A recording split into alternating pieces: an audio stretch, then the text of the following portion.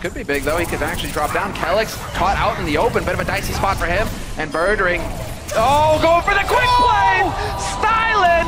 Kelix is gone, definitely did not see that coming and neither did we. This week in the Overwatch League, we've had some shocking upsets as all of the top teams take a tumble. The Valiant went to war with the Gladiators in the battle for LA, and the Dallas Fuel prepare to sign star DPS player AKM. We've got all the latest news and all the best highlights from the past week. A later Transcendence is going to be a better Transcendence, but effect! There we go, buddy, there we go.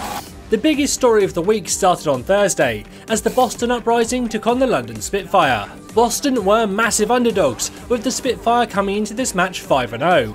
However, the Uprising are one of the hardest working teams in the league, and clearly did their homework on London, as they were able to counter many of the Spitfire's tried and tested strategies. How do you hold? They outthought themselves. They played themselves right there. Casper generally goes up, so you saw both of the supports vacate that area, expecting it when both the tanks went up there. London didn't go down without a fight, however, as every map saw intense battles. But Dosen in particular had another great week on Zenyatta. They completely shut down that ultimate, and now they will all fall.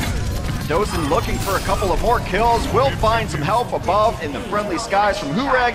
However, Boston knew exactly what London would do on each map and had a plan to deal with it. Huge credit must go to their coaching staff, who created a plan of attack that allowed this middle of the league team to be the first one to topple one of the undefeated squads and prove once and for all that these top all-Korean lineups can be defeated. It's burning! Boston Uprising! They've done it! 3-2! Victory over the Spitfire! They've knocked them out of the sky! However, the upsets for the day were far from over, as in the next match, the Philadelphia Fusion took on the New York Excelsior. Forward, Transcendence there from Jonak. Uncharacteristically, probably not timed very well there. He needed a bit more, he needed a few more teammates to capitalize, and now Shadowburn waits until it's done.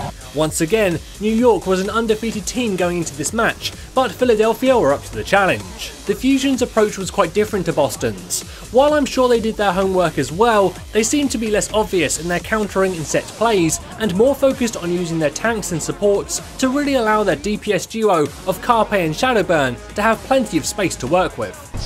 Both supports down. He has no backup for this Dagger Blade except for that defense matrix of Poco, and he just goes for it anyway. It's like the Excelsior didn't expect the Fusion to go so ham in that fight, and Shadowburn turned it on its head. Shadowburn's Genji was a force to be reckoned with, and Carpe on Widowmaker and Tracer was able to shut down New York numerous times, both of them happily matching star players like Pine, Shadowburn, and SabiOB with ease. Yeah, Pine and Carpe were actually matched equally. They got 3 kills apiece on each other. They were really just keeping each other in check. In the end, Fusion took the series 3-2, but then on Friday, it was New York's opportunity to turn things around as they took on the only remaining undefeated team, the Seoul Dynasty. This was a battle between the two top-ranked teams in the league, and both sides played extraordinary games. Jonak comes to life, says, I will do it by myself, takes down a couple. Fleta on Widowmaker is a joy to watch as always, and the match on Horizon was a particular standout. Ahead, especially with the blinks, the recalls, but never mind! Fleta gets the job done! Throughout the games, Seoul constantly managed to take objectives during overtime and fight tooth and nail, but in the end, New York were victorious, and as a result, there are now no undefeated teams left in the league. I think this week really showed that no team is unbeatable, and while there is something to be said about London and New York perhaps not taking Boston and Philadelphia seriously enough, I don't think anything can be taken away from what those teams did this week. On paper, they were completely outgunned, but because they put in the work and researched their opponents, they were able to take the win. Casper does the job, wins the fight, and there's the opportunity, there's the opening for Boston. We also saw Dallas Fuel finally get a win as they start to stabilise their roster. All week long they ran an anti-dive composition that allowed most of them to choose heroes that they were very comfortable on. It also doesn't require highly focused communication, something that we know they've been having an issue with, and as a result, their comms sounded much cleaner this week.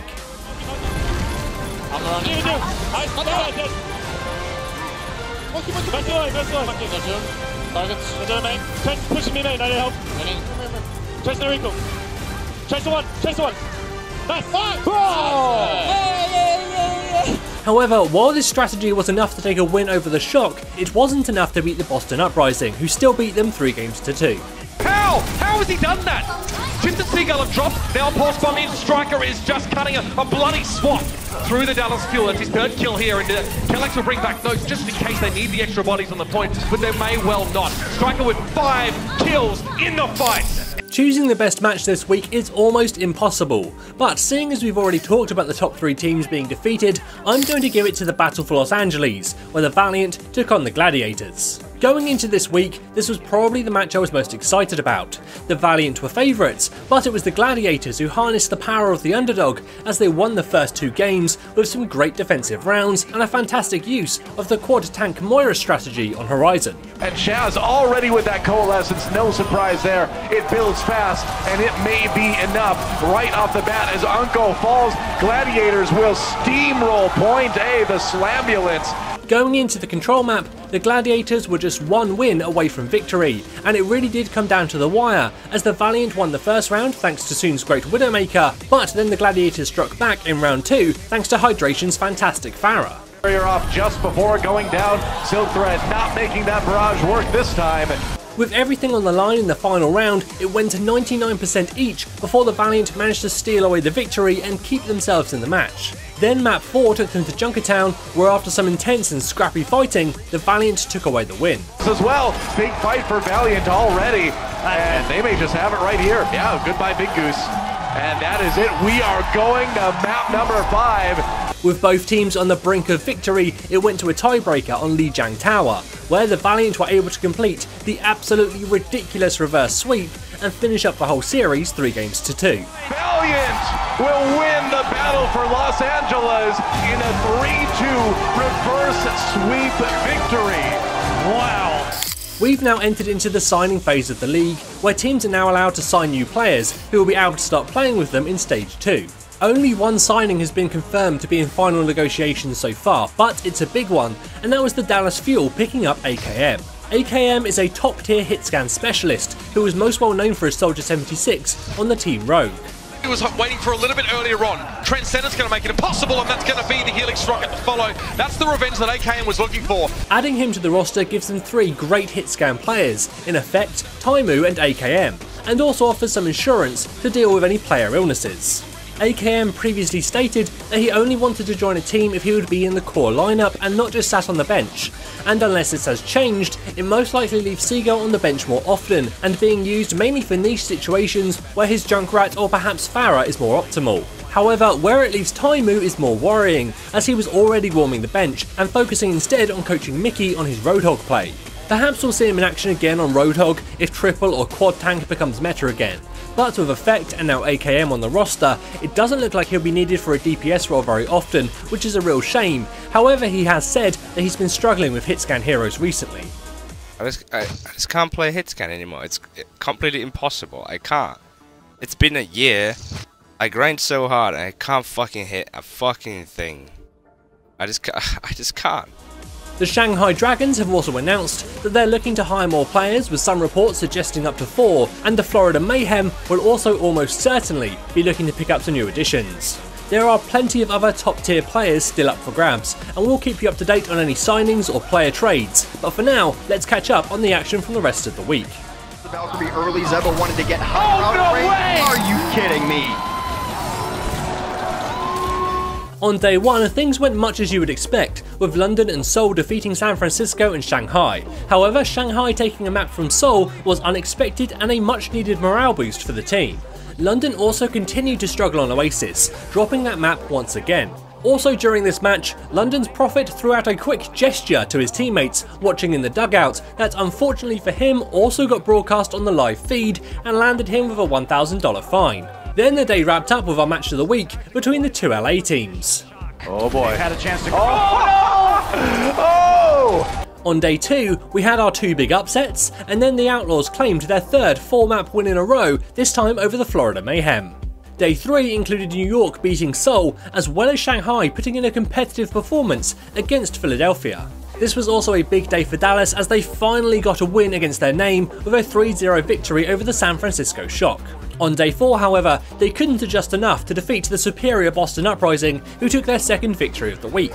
Later, the Valiant defeating Mayhem came as no major surprise, but the final match of the week between the LA Gladiators and the Houston Outlaws did upset the pundits' predictions. I don't think that's going to be a 4-0. Not a 4-0 either, but I do think that the Gladiators scrappiness has hit a great chord with me. And okay, here's the thing with this, right? Okay, these two teams are very closely matched. I honestly think Jake is heavily underestimating LA Gladiators, right? Firstly, because this roster can just surprise you out of nowhere. If they're coming into this expecting a 4-0, they're going to be sorely mistaken. This was the Outlaws' first real test since they started their winning streak last week. Their 3 previous games have been against the bottom 3 teams in the league, but against the Gladiators, they were predicted to have a close game. However, the Outlaws dominated the match, thanks in no small part to Linksa, who continues to impress as their main hitscan DPS. Yeah, buddy! So as this week wraps up, the top of the league looks much the same, with Seoul sitting pretty at the top of the Pacific Division and New York and London still jockeying for pole position in the Atlantic. Sitting just below them, Houston, the LA Valiant and Philadelphia Fusion are battling to stay in the top 6, with all these teams putting in some great performances. However, Boston are close on their tail, and with their great games this week, it will be interesting to see if they can carry that momentum into next week and claim one of those top 6 spots. Looking forward to next week, we have more exciting games as the LA Valiant kick things off against the Philadelphia Fusion, an important match for both teams to keep themselves in the top half of the rankings. We also have another clash of the Titans as the London Spitfire take on the Seoul Dynasty. Dallas have a tough week taking on the Fusion followed by the New York Excel, and we also see Houston's winning streak put to the ultimate test as they take on the Seoul Dynasty. Boston will also be taking on both LA teams this week, which will be 2 interesting matchups. What are your predictions for next week's games? Let me know in the comments below. Don't forget to subscribe, and as always, this is James Vercass saying thanks for watching and enjoy the game.